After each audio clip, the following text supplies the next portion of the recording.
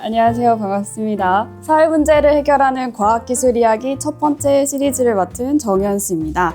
저는 오늘 과학기술과 정의로운 사회라는 주제로 강연을 준비했는데요. 우리가 왜 안전한 사회를 추구해야 하는지, 그리고 여기서 과학기술의 역할이 무엇인지에 대해서 이야기를 좀 해보려고 합니다. 자, 우리는 왜 안전해야 될까요? 안전은 우리 생활의 기본이 되는 거예요. 그래서 어쩌면 우리는 안전을 굉장히 당연한 문제라고 생각했기 때문에 왜 안전해야 하는가라는 질문을 좀 대답을 어떻게 한번 이끌어 볼 수 있을까에 대해서 어떻게 좀 고민을 해봤는데요. 한번 이렇게 시작을 해보려고 합니다. 여러분 냄새 다 잘 맡으시죠? 냄새를 잘 맡는 경험은 누구나 있습니다. 저도 퇴근하는 길에 지하철에 있는 델리만두 냄새를 참지 못한 적이 몇 번 있고 지나가는 길에 제가 좋아하는 가게의 냄새를 맡으면 저쪽 편에 뭐 룰루레몬이 있을 것 같고 약간 그런 경험들이 있어요. 그래서 이렇게 후각은 좀 이런 감각들을 우리가 일상생활의 수준에서만 좀 생각하는 경향이 있습니다.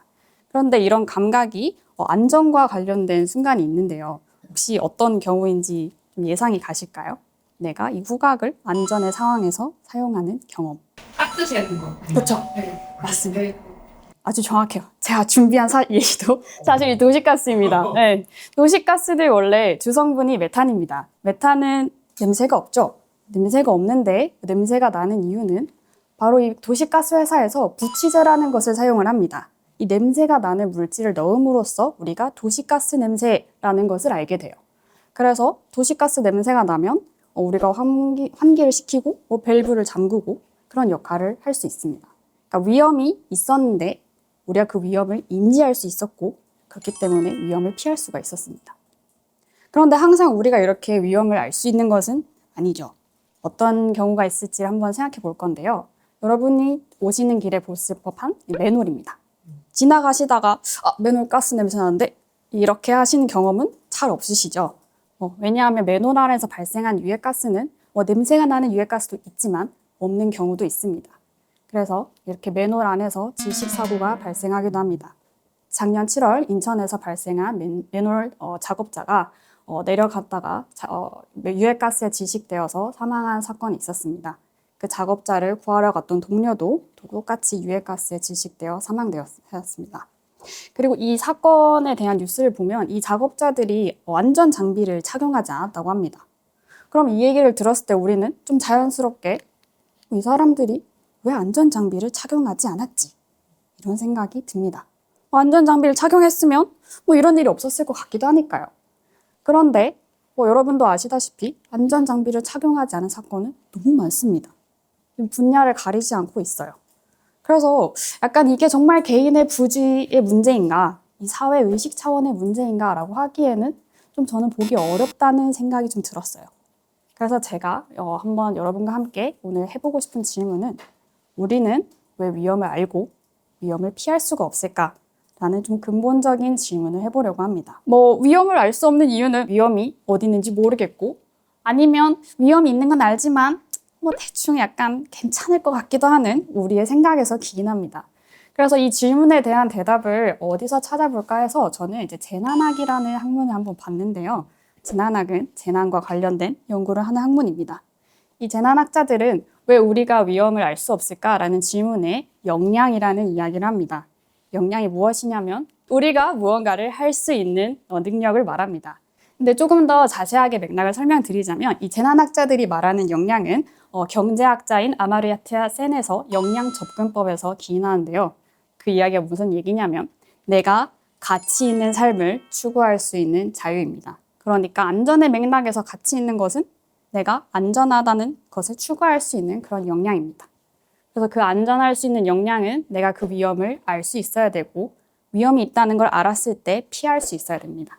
쉽게 말하면 이제 생존 역량입니다. 앞서 나온 도시가스 이야기를 다시 해볼게요. 우리는 냄새를 맡을 수 있는 우리의 능력인 자원을 가지고 있습니다.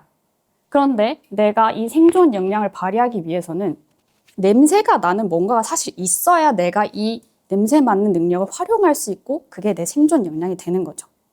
그러니까 사실 이 가스 냄새가 나야 내가 이 후각이라는 것을 사용해서 내 생존 역량을 확보할 수가 있습니다. 그러니까 앞서 나온 그 맨홀 사건 같은 경우에는 사실 이분들이 이 냄새를 맡을 수 있었던 그런 역량이 박탈된 상황이었다는 거죠. 그래서 실제로 그 맨홀 사고와 관련된 작업 안전 수칙을 보시면 맨홀 작업을 시작하기 전에 가스 농도를 제한한다는 안전 수칙이 있습니다. 그런데 사고는 맨홀 작업 중에 발생하는 거죠. 그래서 작업 중에는 우리의 이 생존 역량이 박탈된 상황이 발생합니다. 그리고 작업자가 어떤 작업을 하는지, 그리고 작업자가 맨홀에서 어느 위치에서 작업을 하는지도에 따라서 유해가스의 농도가 바뀐다고 합니다. 그 말은 이분들은 전에만 측정하고 들어가서 작업하는 중간에는 이 생존 역량에 대해서 보장받지 못한 상황이 있었던 거예요. 그래서 개인 차원의 문제로만 보기에는 조금 어려웠다는 거죠. 그럼 우리는 이 박탈된 역량을 어떻게 회복할 수 있냐에 대해서 저는 이제 과학기술이 필요하다라는 생각이 듭니다. 과학기술이 사람들이 위험을 인지하고 위험을 피할 수 있는 그런 역량을 만들어주는 역할을 한다는 생각입니다. 그래서 이제 국민생활안전긴급대응연구를 소개해드리면서 사람들이 어떻게 역량을 회복할 수 있는지 좀 보여드리려고 하는데요. 첫 번째는 우리가 오면서 봤을 법한 이런 길거리 사진이지만 AI 사진입니다. 우리가 이렇게 그냥 보면서 왔던 사진 길 같은 이유는 그냥 너무나도 익숙한, 그렇지만 동시에 위험이 보이지 않는 그런 환경이라는 뜻입니다. 첫 번째로 아까 우리가 계속 얘기했던 이제 맨홀입니다. 맨홀과 관련해서 지금 연구되고 있는 거는 방금 말씀드렸던 것처럼 작업 중에 사고가 발생한다고 말씀을 드렸죠. 그래서 맨홀 질식 사고 예방을 위해서 그 작업자들이 실제로 차고 들어가서 쓸 수 있는 개인 착용형 디바이스가 개발되고 있습니다. 그래서 이런 밀폐 공간에 가스 농도를 측정을 해서 실시간으로 작업자에게 경고를 하는 그런 기술이 개발되고 있습니다. 두 번째는 이제 여기 공사 현장인데요. 산업 현장에서 많은 안전 인프라가 부족해서 사고가 난다는 것은 많이 들어보셨을 겁니다. 그런데 당연히 어떤 기계에서 이상한 소리가 나거나 뭔가 현장에서 나면 안 될 것 같은 소리가 날 때 사고가 발생하겠죠. 그런데 우리가 그런 소리를 인지하는 데에는 사람의 감각으로는 좀 한계가 있습니다. 그렇기 때문에 여기서는 이제 AI가 사고 직전에 어떤 소리를 패턴을 파악해서 위험을 감지하고 내용을 작업자에게 즉시를 경고하는 그런 AI가 개발되고 있고요. 또 동시에 이런 산업 현장에서는 외국인 노동자분들도 많이 근무를 하고 계십니다. 그렇기 때문에 그분들에게 만약에 한국어로만 경고가 간다면 그분들은 생존 역량이 조금 더 박탈된 그런 상황이 발생할 수 있겠죠. 그래서 이런 AI 관리 시스템에서는 다국어 번역까지 지원해서 그분들에게 바로 즉시 알림을 갈 수 있는 그런 시스템이 개발 중에 있습니다. 그리고 이 장면에서 또 한 가지 또 숨겨진 그런 안전 기술과 관련된 지점이 있는데요. 바로 마약입니다. 신종 마약과 관련된 범죄들이 최근에 많이 증가하고 있습니다. 그런데 신종 마약과 관련된 검출에 있어서 기존의 마약 검출로는 좀 한계가 있다고 합니다. 그리고 신종 마약 그 간편 키트가 개발이 되었는데 위양성과 위험성 결과도 좀 빈번하다고 합니다. 이 신종 마약류를 좀 더 한꺼번에 효율적으로 검출할 수 있는 시스템이 개발 중에 있습니다.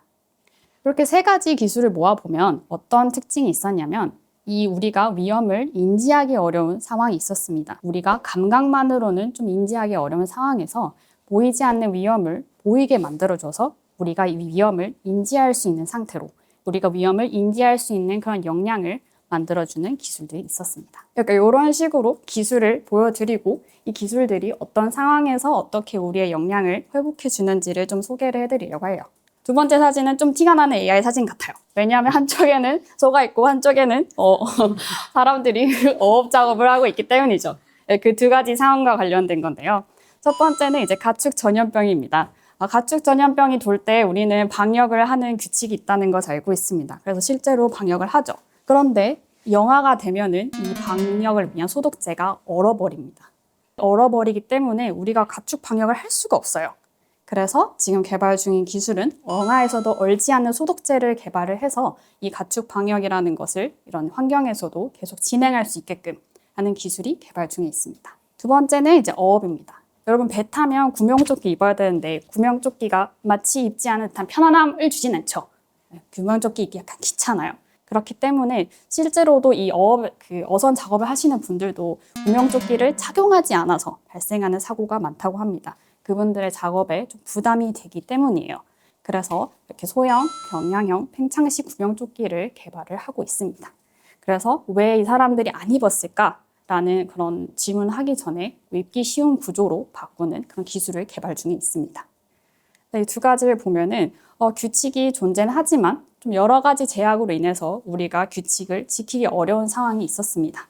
그래서 이 안전 규칙을 현실에서 작동할 수 있도록 이 위험을 실제로 피할 수 있도록 만드는 기술들이 개발 중에 있었습니다.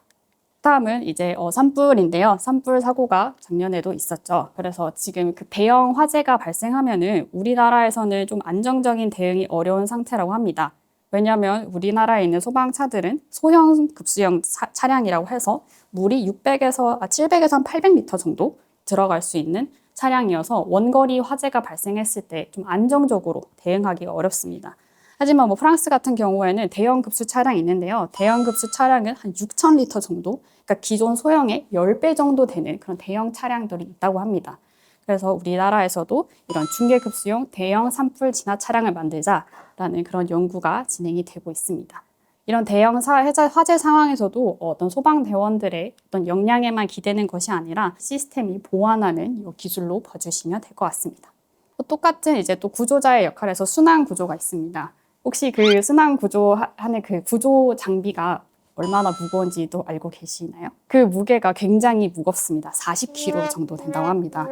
왜냐하면 이게 레저 장비예요. 그래서 이 순환 구조를 하시는 분들이 레저 장비를 가지고 40kg나 되는 레저 장비를 가지고 이제 순환 구조를 하러 가야 되는 거죠.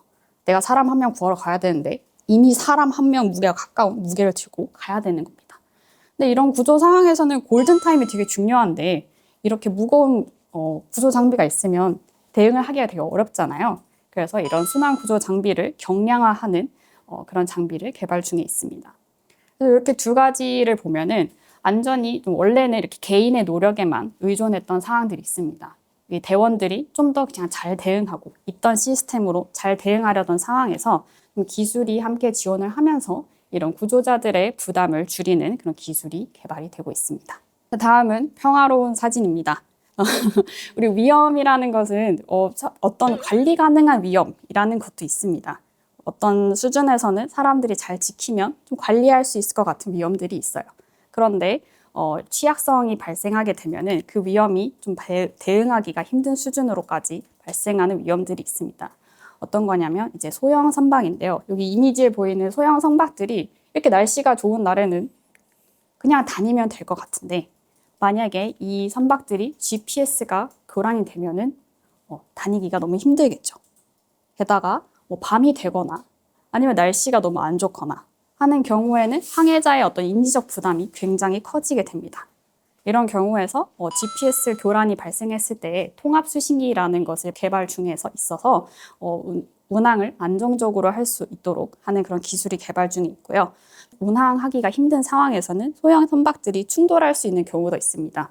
그 충돌 예방 시스템을 함께 개발을 해서 충돌 예방을 할 수 있는 그런 기술이 개발 중에 있습니다.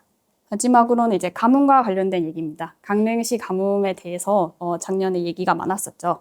사실 가뭄이라는 것은 정말 그 전형적으로 관리 가능한 문제로 우리가 생각이 됩니다. 뭔가 물의 수위가 낮아지면 여러분 물 절약합시다 라는 얘기를 하잖아요. 그래서 저는 이제 수영을 좋아해서 수영 관련된 만화를 보는데 강릉 시민들은 수영장도 못 가셨다고 합니다. 그 정도로 정말 관리가 필요한 문제인데 사실 가뭄이라는 것은 어떤 그런 임계점을 넘으면 사람의 생존과 관련되어 있습니다. 그렇기 때문에 가뭄 기술을 개발 중에 있습니다. 해수를 담수로 그러니까 먹을 수 있는 물로 담수로 전환을 하면서 물 부족 지역에서도 좀 안전하게 평상시에서도 수자원을 확보할 수 있는 그런 기술이 개발 중에 있습니다. 그래서 평상시에는 좀 드러나지 않았다가 위기 상황에서 취약성이 생기는 경우들을 보았습니다. 평상시에는 그냥 잘 다닐 수 있던 선박과 평상시에는 먹을 수 있던 물들이 어떤 위험한 상황에서는 그 인지적 부담이 올라가거나 혹은 물이 부족한 그런 취약성이 드러나는 상황이 있었죠. 그런 상황에서도 나타나는 취약성을 보완을 해서 우리의 대응 능력을, 우리의 그런 대응 역량을 유지시켜주는 그런 기술들이었습니다. 그래서 이렇게 지금 과학기술들이 어떤 역할을 했느냐를 크게 이렇게 4가지로 볼 수 있을 것 같습니다. 첫 번째는 우리가 인지하기 어려웠던 상황들을 좀 인지할 수 있도록 하는 과학기술들이 있었고, 규칙이 존재했지만 좀 지키기 어려운 상황에서도 우리가 지킬 수 있도록 그런 위험을 피할 수 있도록 하는 역량을 회복시켜주는 기술이 있었습니다. 세 번째는 구조자의 관점에서 안전이 원래는 개인의 노력에만 의존을 했다면 그런 상황에서도 좀 안정적으로 대응할 수 있도록 하는 그런 역량을 회복하는 기술이 있었습니다. 그리고 마지막으로 좀 취약성이 드러나는 위기 속에서 취약성 있는 상황에서도 우리의 대응 능력을 유지할 수 있는 역량을 회복시키는 기술들을 이렇게 10가지를 살펴봤습니다. 이렇게 보면은 안전이 정말 개인의 노력이었다는 생각이 드시나요? 개인 차원에만 문제는 아닌 것 같습니다. 그래서 다시 안전의 얘기로 돌아가자 보면 저는 사람이 이 위험을 인지하고 피할 수 있는 조건이 있었는가 역시도 안전의 문제라는 생각이 듭니다. 그렇기 때문에 누군가는 이 위험을 알 수 있었고 누군가는 그 위험을 알 수 없었던 거죠.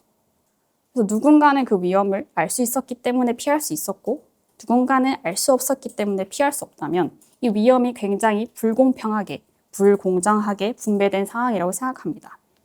그래서 그 불공평하게 분배된 위험을 이렇게 안전하게 만드는 것은 사실 그래서 정의의 문제가라고 생각합니다. 강연 초반에서 이제 질문 드렸던 우리는 왜 안전해야 하는가? 라는 질문은 안전한 것이 기본적인 거기 때문에 그래서 안전한 것은 정의로운 것이기 때문입니다. 그래서 안전기술, 여기서 안전기술이 이런 아까 말씀드린 위험 분배의 불균형을 줄이는 시도 중에 하나로 볼 수가 있습니다. 왜냐하면 그 안전기술을 통해서 사람들은 위험을 피할 수 있는 선택지를 받을 수 있었고 또 그런 생존 역량이 회복되었기 때문입니다. 그래서 사실 안전한 사회라는 것은 좀 사고율이 낮은 사회다만으로는 말할 수가 없습니다. 안전한 사회라는 것은 이렇게 개인의 생존 역량이 보장된 그런 정의로운 사회이기 때문이죠. 그렇기 때문에 초반에 이제 강연 주제였던 과학기술이 정의로운 사회를 구현하는 데 한 가지 방법이 될 수 있다고 생각합니다. 그래서 여러분들도 우리가 어떤 안전기술에 투자하고 어떤 안전기술에 개발을 할 것인가 라는 문제가 단순히 좀 공학적인 과제가 아니라 우리가 사람들에게 어떤 선택지를 줄 수 있고 우리가 어떻게 좀 더 정의로운 사회로 나아갈 수 있을지에 대한 문제로 한번 고민을 해주셨으면 좋을 것 같습니다.